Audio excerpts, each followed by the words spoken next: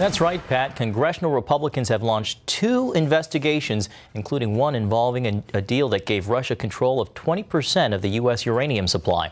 And there's a new report about who paid for the controversial research against candidate Donald Trump in last year's election. Mark Martin has the story.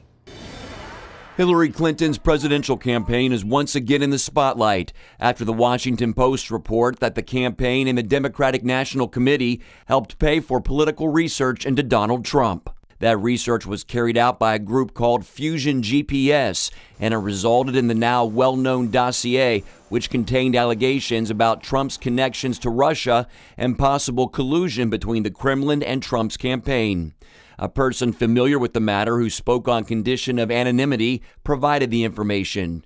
Trump has repeatedly said the document is not true, and he recently questioned on Twitter if Democrats or the FBI assisted in funding it. The person familiar with the matter said an attorney for the Clinton campaign and the DNC, along with his law firm, brokered the deal. The information has been used in the probe into Russian meddling in last year's election by special counsel Robert Mueller. And House Republicans have started 2 new investigations, one into the Obama administration's Justice Department and the other involving Hillary Clinton's use of a private email server while she was Secretary of State. Republican House leaders want to know how President Obama's Justice Department handled a deal that ended up putting Russia in charge of more than 20% of the U.S. supply of uranium. So what we're here today to announce is an inquiry into Russia's involvement into the uranium deal that was done several years ago.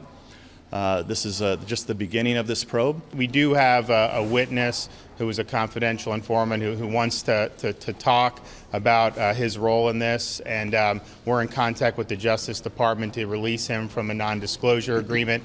If that doesn't work out in timely fashion, then we obviously would be able to subpoena him. Democrats say the Republican-led investigations are designed to distract attention from the different probes into alleged Russian meddling in last year's presidential election.